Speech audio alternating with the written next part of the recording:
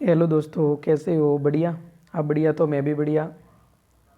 तो आज के इस वीडियो में हम कुछ रासायनिक अभिक्रिया रही थी हमारी, उनको पूरा करेंगे, समझेंगे। और ये हमारा जो है नवा वीडियो है।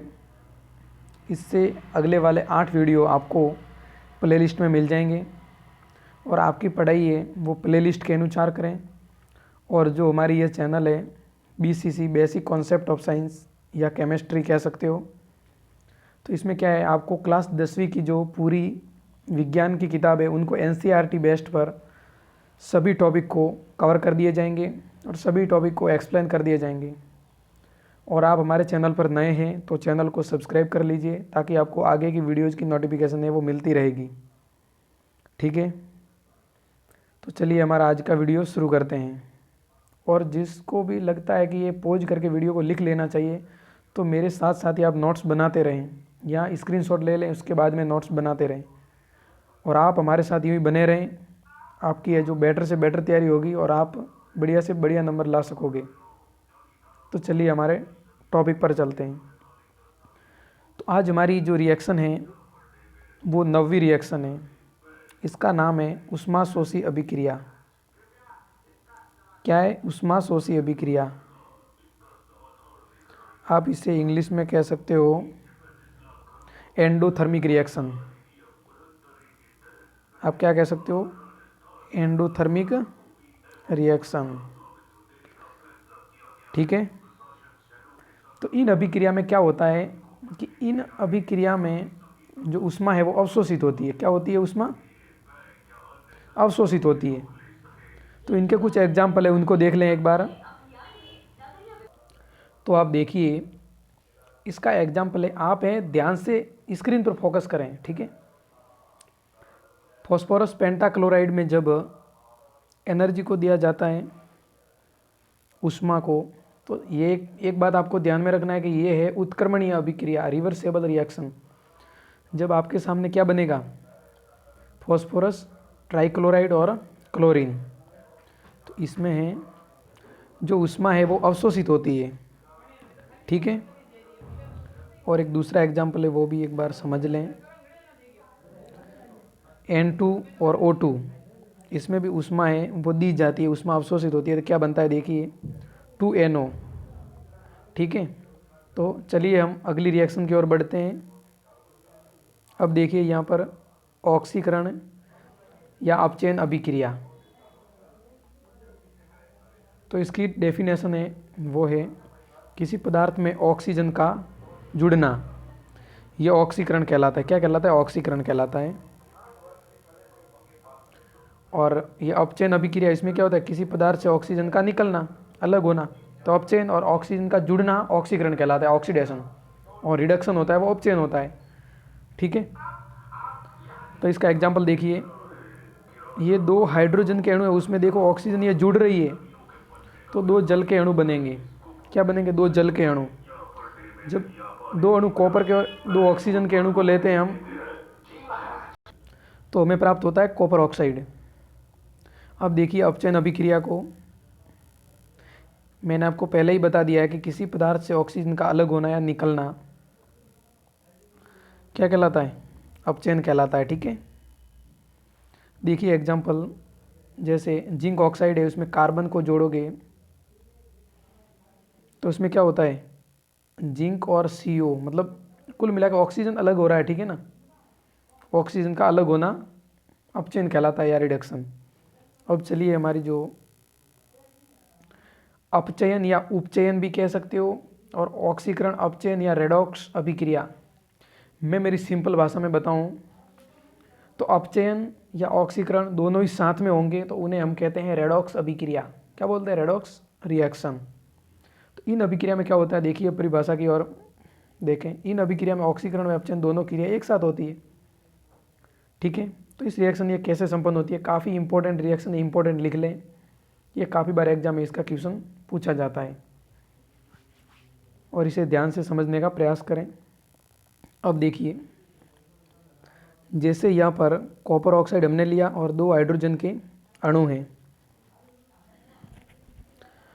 ऑक्सीजन का मतलब इसमें से देखो ऑक्सीजन, ये देखिए यहाँ से यहाँ पर कॉपर ही अकेला है ना, तो इसका क्या हुआ अपचयन, मतलब ये ऑक्सीजन है, ऑक्सीजन परमाणु, ये वाला ऑक्सीजन परमाणु निकल गया है, यहाँ पर कॉपर है, ठीक है। और जब हाइड्रोजन H2 अणु है वो जल में बदल जाएगा, H2O जल में बदल जाएगा। किस H2 में क्या हुआ देखो, ये ऑक्सीजन नया जुड़ गया है, इसी कारण ऑक्सीकरण हुआ है, और ऑक्सीकरण होना मतलब ऑक्सीजन का जुड़ना। तो H2 में ऑक्सीजन जुड़ा इसलिए H2O अणु बन गया। अब देखिए दूसरा एग्जाम्पल, यहाँ से मैं एक बार हटा देता हूँ।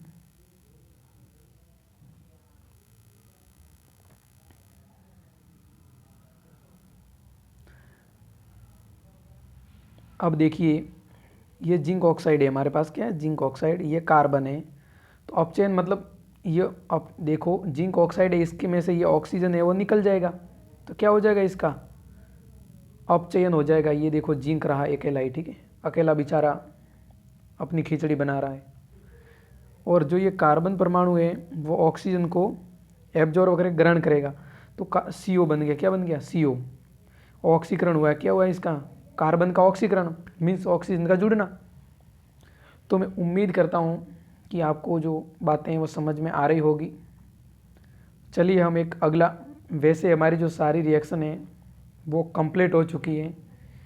इन वीडियो में जो रिएक्शन समझ में नहीं आई है उनको दोबारा देखें और प्लेलिस्ट के अनुसार अपनी पढ़ाई करें। वीडियो में ज़्यादा बात नहीं करेंगे। और चलिए हमारा अगला टॉपिक शुरू करते हैं। ये है संक्षारण। इसकी परिभाषा को पहले समझें। किसी धातु का अम्ल, नमी, वायु आदि के कारण धीरे धीरे नष्ट होना या गलना संक्षारण कहलाता है। देखिए जैसे हमारा लोहा होता है, उनको बाहर रखने पर नमी के कारण या वायु में उपस्थित अणुओं के कारण ये धीरे धीरे नष्ट होता है। नष्ट तो वैसे नहीं होता, लेकिन उसके ऊपर जंग लग जाता है या गलने की प्रोसेस में आ जाता है, तो उसे हम कहते हैं गलना या संक्षारण।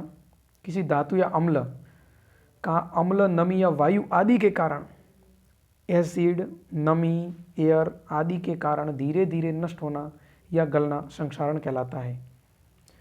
डेफिनेशन समझ में आ चुकी होगी। अब इसका एग्जाम्पल है, देखें। पहला एग्जाम्पल ये दे रखा है, लोहे पर जंग लगना, चांदी पर काली परत चढ़ना, तांबे के ऊपर हरे रंग की परत चढ़ना। ये कुछ एग्जाम्पल है, इंपॉर्टेंट, आपको याद रखने हैं और समझते हुए पढ़ाई करनी है आपको। अब है विकृत गंधिता। ये क्या होता है देखिए, आपने देखा होगा, पढ़ा नहीं होगा तो, जो पैकेट होते हैं हमारे जो नमकीन के, उसमें हवा भरी होती है। तो किस लिए भरी होती है कि वो उसमें ख़राब ना हो, स्मेल ना आए ज़्यादा दिन तक। ऐसा तो है नहीं कि आज ही पैकेट पैक हुए और कल लोगों ने खरीद लिए, ऐसा तो होता नहीं है। तो देखिए इसको भी हम समझते हैं।